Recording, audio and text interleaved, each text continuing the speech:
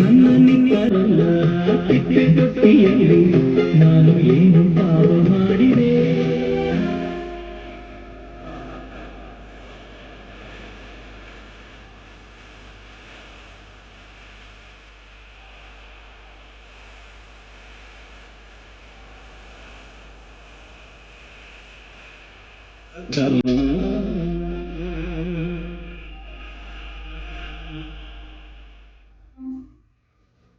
ಯಾರೋ ಯಾರೋ ಆಳು ಹಣೆಯ ಬರಹ ದಾರಿ ತೋನೆ ಆದ ತಳೆಯೋ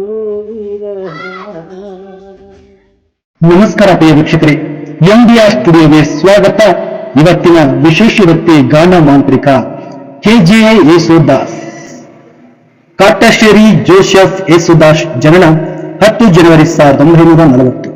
ಅವರು ಭಾರತದ ಖ್ಯಾತ ಸಂಗೀತ ವಿದ್ವಾಂಸರಲ್ಲೊಬ್ಬರು ಹಾಗೂ ಅನೇಕ ಭಾರತೀಯ ಭಾಷೆಗಳ ಚಿತ್ರರಂಗದಲ್ಲಿನ ಹಿನ್ನೆಲೆ ಗಾಯಕರು. ಯೇಸುದಾಸ್ ಕರ್ನಾಟಕ ಸಂಗೀತದ ಪ್ರಮುಖ ಗಾಯಕರು. ಕೇರಳದ ಕೊಚ್ಚಿಯಲ್ಲಿ ಜನನ. ಇವರು ಪ್ರಸಿದ್ಧ ಗಾಯಕ ಚೆಂಬೆ ವೈದ್ಯನಾಥ್ ಭಾಗವತರ್ ಶಿಷ್ಯರು. ಇವರು ಚಲನಚಿತ್ರ ಹಿನ್ನೆಲೆ ಗಾಯಕರಾಗಿಯೂ ಪ್ರಸಿದ್ಧರಾಗಿದ್ದಾರೆ.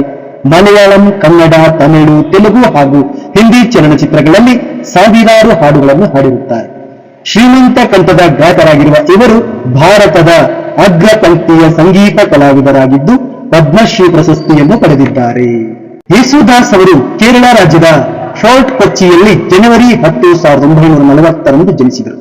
ಇವರ ತಂದೆ ಆಗಸ್ಟೈನ್ ಜೋಸೆಫ್ ಹಾಗೂ ತಾಯಿ ಎಲಿಜಬೆತ್ ಜೋಸೆಫ್. ಯೇಸುದಾಸ್ ಅವರಿಗೆ ಮೊದಲ ಸಂಗೀತ ಗುರುವಾಗಿದ್ದ ಅವರ ತಂದೆ ಹೆಸರಾಂತ ಮಲಯಾಳಂ ಶಾಸ್ತ್ರೀಯ ಸಂಗೀತಕಾರರಾಗಿದ್ದರಲ್ಲದೆ ರಂಗಭೂಮಿ ಕಲಾವಿದರಾಗಿದ್ದರು. ಕೇರಳದ ತಿರುಪುನಿತುರ ಊರಿನಲ್ಲಿ ಸಂಗೀತ ಅಕಾಡೆಮಿಯನ್ನು ಸೇರಿದ ಬಾಲಕ ಯೇಸುದಾಸ್ ತಮ್ಮ 7ನೇ ವಯಸ್ಸಿನಲ್ಲಿಯೇ ಫೋರ್ಟ್ ಕೊಚ್ಚಿಯಲ್ಲಿ ನಡೆದ ಸ್ಥಳೀಯ ಸಂಗೀತ ಸ್ಪರ್ಧೆಯಲ್ಲಿ ಜಯಗಳಿಸಿ ಚಿನ್ನದ ಪದಕವನ್ನು ಪಡೆದಿದ್ದರು. ನಂತರ ಇವರು ಸಂಗೀತ ವಿದ್ವಾಂಸ್ ಚೆಂಬೆ ವೈದ್ಯನಾಥ ಭಾಗವತರು ಅವರ ಬಳಿ ಶಾಸ್ತ್ರೀಯ ಸಂಗೀತ ಅಭ್ಯಾಸ ನಡೆಸುತ್ತಿದ್ದರು. ಆದರೆ 1974ರಲ್ಲಿ ಗುರುಗಳ ಮರಣದಿಂದ ಈ ವಿದ್ಯಾಭ್ಯಾಸ ಅಕಾಲಿಕವಾಗಿ ನಿಂತಿತು. ಹಿನ್ನೆಲೆ ಗಾಯಕರಾಗಿ ಯೇಸುದಾಸ್ ಅವರ ಮೊದಲ ಹಾಡು 1961ರಲ್ಲಿ ಬಿಡುಗಡೆಯಾದ ಮಲಯಾಳಂ ಭಾಷೆಯ ಕಾಲ್ಪಾಡುಕಲ್ ಚಿತ್ರದ್ದು. ಇಲ್ಲಿಯವರೆಗೂ ಇವರು 50,000ಕ್ಕೂ ಹೆಚ್ಚಿನ ಹಾಡುಗಳನ್ನು ವಿವಿಧ ಭಾರತೀಯ ಭಾಷೆಗಳ ಚಲನಚಿತ್ರಗಳಲ್ಲಿ ಹಾಡಿದ್ದಾರೆ. ಇವುಗಳಲ್ಲಿ ಪ್ರಮುಖವಾಗಿ ಅವರ ಮಾತೃಭಾಷೆಯಾದ ಮಲಯಾಳಂ, ಕನ್ನಡ, ಹಿಂದಿ, ತಮಿಳು, ತೆಲುಗು ಹಾಗೂ ಬಂಗಾಳಿ, ಗುಜರಾತಿ, ಒಡಿಶಾ, ಮರಾಠಿ, ಪಂಜಾಬಿ, ಸಂಸ್ಕೃತ, ತುಳು ಮತ್ತು ವಿದೇಶಿ ಭಾಷೆಗಳಾದ ರಷ್ಯನ್, ಅರೇಬಿಕ್, ಲ್ಯಾಟಿನ್ ಹಾಗೂ ಇಂಗ್ಲಿಷ್ ಭಾಷೆಗಳಲ್ಲೂ ಹಾಡಿದ್ದಾರೆ. ಸಂಗೀತದಲ್ಲಿ ವಿಜ್ಞಾನ ಅಡಗಿದೆ. ಅದನ್ನು ಅರಿತು ಯುವ ಪೀಳಿಗೆ ಅಧ್ಯಯನ ನಿರತರಾಗಬೇಕು. ಪ್ರತಿಯೊಂದು ರಾಗದಲ್ಲೂ ವಿಜ್ಞಾನದ ಹಿನ್ನೆಲೆ ಇದೆ. ಅದನ್ನು ತಿಳಿಯದೆ ಕೇವಲ ಸಂಗೀತ ಅಧ್ಯಯನ ಮಾಡಿದರೆ ವಿಜ್ಞಾನದ ಹಿನ್ನೆಲೆ ಇದೆ. ಅದನ್ನು ತಿಳಿಯದೆ ಕೇವಲ ಸಂಗೀತ ಅಧ್ಯಯನ ಮಾಡಿದರೆ ಯಾವುದೇ ಪ್ರಯೋಜನ.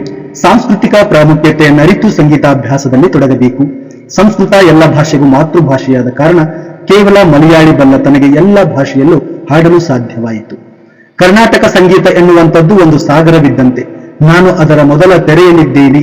ಸಂಗೀತದ ಪೂರ್ತಿ ಭಾಷೆ ಅರಿವಾಗಲು ಅದೆಷ್ಟೋ ಜನ್ಮ ಬೇಕು. ನಾನು ವಿದ್ವಾನಲ್ಲ, ನಾನು ಸಂಗೀತ ಕ್ಷೇತ್ರದಲ್ಲಿ ಇನ್ನೂ ವಿದ್ಯಾರ್ಥಿ ಎಂದು ಮೇರು ಗಾಯಕನ ಹಿನ್ನೆಲೆ ಗಾಯನ ವೃತ್ತಿಯ ಸುವರ್ಣ ಸಂಭ್ರಮದ ಮಾತು. 1965ರಲ್ಲಿ ಆಗಿನ ಸೋವಿಯತ್ ಒಕ್ಕೂಟದ ಸರ್ಕಾರವು ಯೇಸುದಾಸ್ ಅವರನ್ನು ಸೋವಿಯತ್ ಒಕ್ಕೂಟದಲ್ಲಿನ ವಿವಿಧ ಸ್ಥಳಗಳಲ್ಲಿನ ಸಂಗೀತ ಕಚೇರಿಗಳಲ್ಲಿ ಭಾಗವಹಿಸಲು ಆಮಂತ್ರಿಸಿತ್ತು. ಯೇಸುದಾಸ್ ಅವರ ಪತ್ನಿಯ ಹೆಸರು ಪ್ರಭಾ. ಈ ದಂಪತಿಗಳಿಗೆ 3 ಪುತ್ರರಿದ್ದಾರೆ, ವಿನೋದ್, ವಿಜಯ್ ಹಾಗೂ ವಿಶಾಲ್. ಈ ಕುಟುಂಬವು ತಮಿಳುನಾಡಿನ ಚೆನ್ನೈ ನಗರದಲ್ಲಿದೆ.